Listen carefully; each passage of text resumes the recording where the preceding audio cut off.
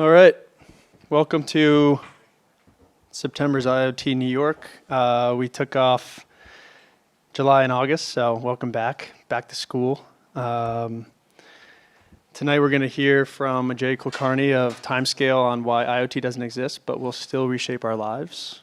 It's very mysterious and inviting. But before we go any further, I just want to get an idea of kind of who we're going to be talking to tonight. Kind of the industries you work in, what you're interested in. So who here is from the healthcare industry? Okay, that's right, Pete. Who here would consider themselves from the IoT industry? Oh, this will be fun, because your industry doesn't exist. Who here is from telecommunications, pharmaceuticals, finance? Cool, ad tech? Sweet. All right, this is awesome. You guys are a good crowd, good mix. Our agenda, we're doing some networking. We had some food and beverages. I'm welcoming you all to IoT New York. We're going to hear a word from our sponsor, Brink. Ajay will present, and then we can continue to drink and be merry, and whoever needs to leave can head out around 7:30. Again, we're here from Ajay Kulkarni, co-founder and CEO of Timescale, on why IoT doesn't exist but will still reshape our lives. He actually gave this talk recently, last week, to a packed room at Strata Data. So it was well received then, and I hope it's well received tonight. It's going to be great. Some community announcements. First, a word from Timescale. So Timescale builds an open source time series database called TimescaleDB. It's packaged as a Postgres extension. Who here is familiar with Postgres? Oh, wow. That's a decent number of you. Who here is familiar with TimescaleDB? Cool. So if you want to learn more about that, Ajay will be talking, giving some background on Timescale in the context of IoT. We're used often in IoT, across, in mining and in renewable energy and in healthcare, where they're kind of connecting all sorts of machines for patient care. So it's a wide world out there. Timescale's playing its part. And if you want to chat with anyone from Timescale, you have Ajay, you have Shane there in the tan jacket, and you have Lindsay in the back there as well. So we'll hang out after tonight. Data Camp. They have a little promo with IoT New York. If you're a member of IoT New York, you can get a kind of 1 month free premium access following that link. If anyone wants to take a picture, do so now. And I can also share that with anyone who misses that, but I'll wait. Anyone use Data Camp? I actually have a few friends that are. Really? Is it good? Yeah. Cool. What'd you learn? What'd you learn from?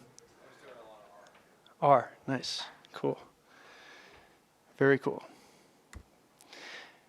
And Brink. Brink has, I'll let Andrew Vecchio from Brink chat more about this, but take a look at these banners. There's some really cool things they're doing. Brink is spreading kind of the IoT gospel far and wide across the globe. So yeah, here's Andrew.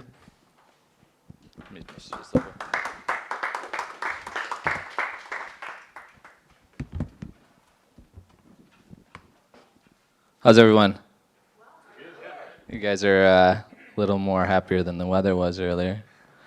I'm Andrew. On the next few minutes, I'm going to give you a little overview about myself quickly, and then a little bit about Brink, and tell you about our startup competition that's happening in New York in just a couple of weeks, October 3rd at the Galvanize space.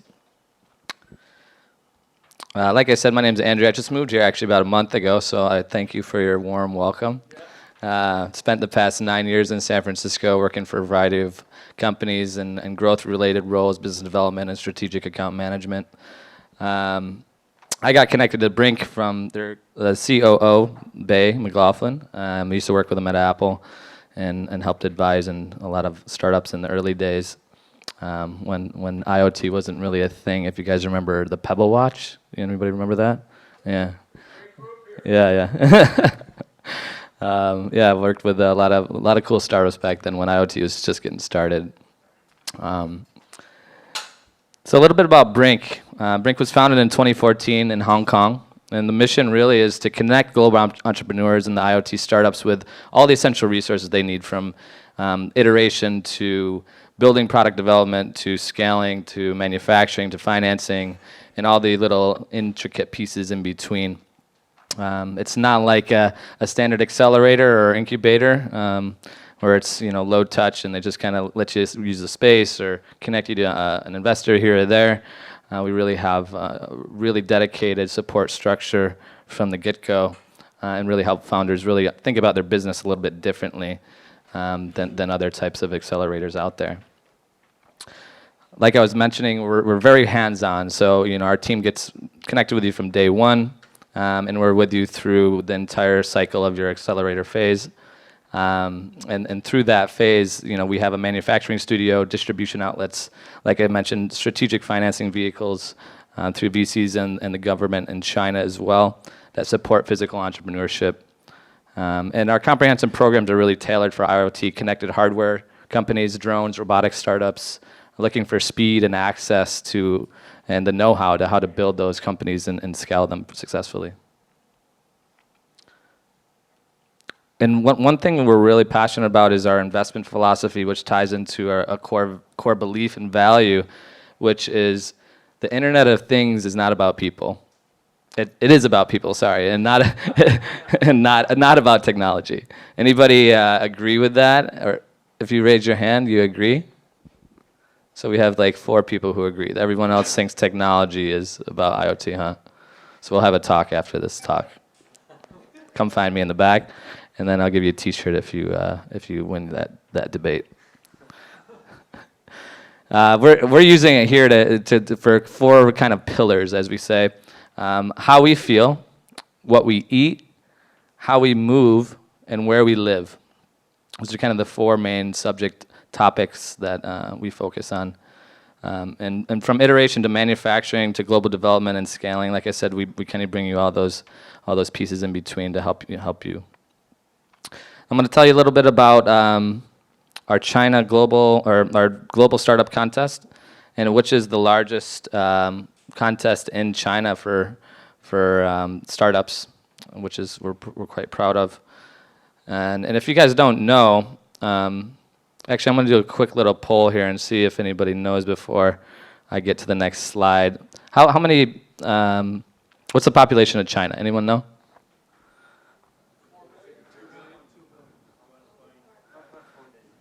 All right, I think he's the closest here. This is 1.7 billion people. What about how many people in China have connected devices? Any number? Any guesses? About 70 to 75%. So about, I believe it's 55% connected devices, 772 million users. And then we'll just go down this because you guys aren't really into the quizzing right now, I guess. So I'll share some facts with you. And of those connected devices, the people actually on the internet using mobile internet, 753 million. And people actually utilizing mobile payments, which is a lot of dollars and cents, or the yen or whatever currency you're trading in, is 527 million. So back to our global startup competition. Like I mentioned, it's happening in a couple of weeks here in New York. It's a semi-finals event. We're going to be picking 10 of the best startups. We actually extended the deadline a bit. If anybody is, a show of hands, any founders and looking for that next phase? One founder, okay.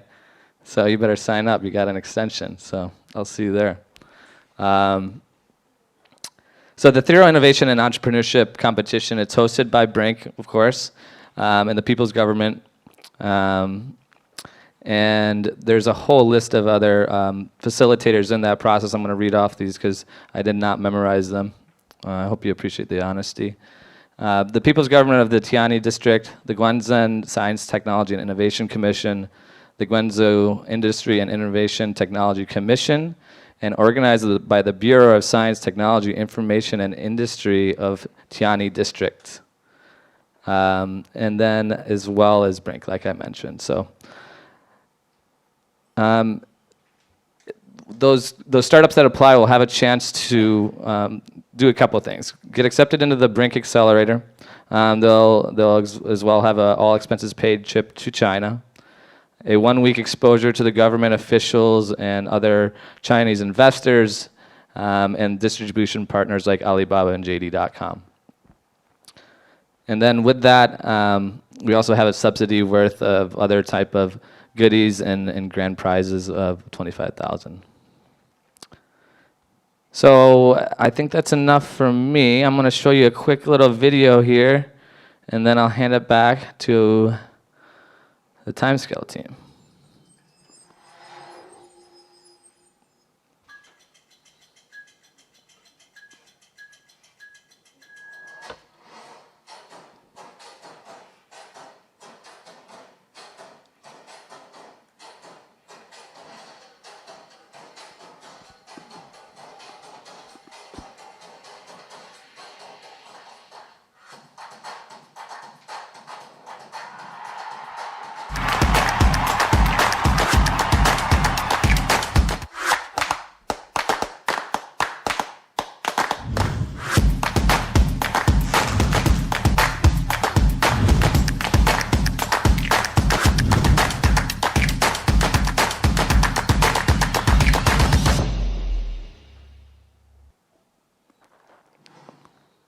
All right, did you guys catch all that? Yeah. All right, I know you did. All right. So, like I said, there's the application deadline has been extended, so feel free to apply on brink.com, brink.io, and then come visit us for future events as well. So thanks again to Ajay and the Timescale team for hosting and having us.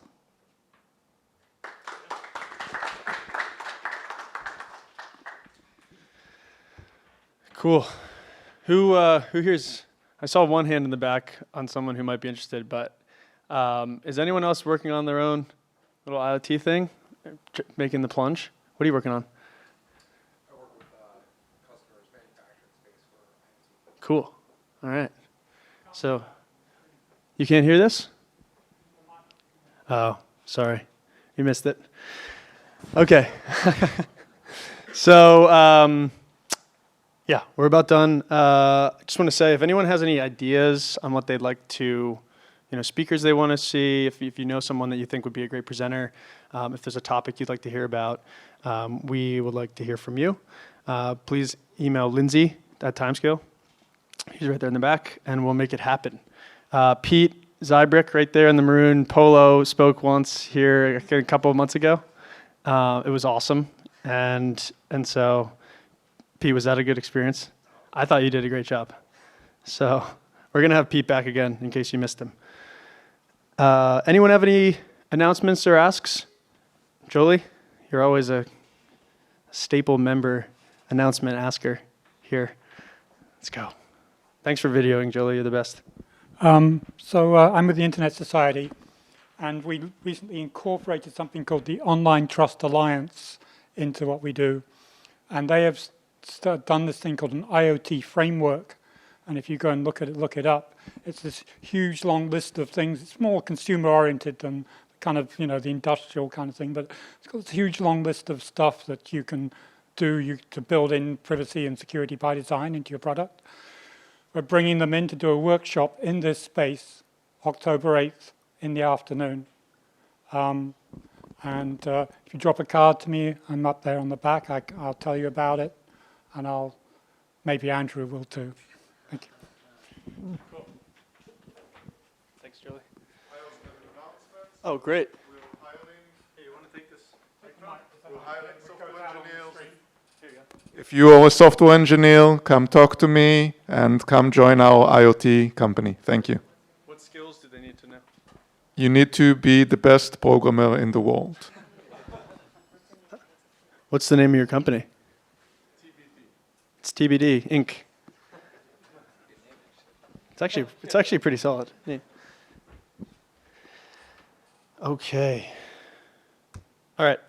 Last but not least, just a thank you to our sponsors. Brink helped sponsor this event, and we really appreciate them for that. Yes.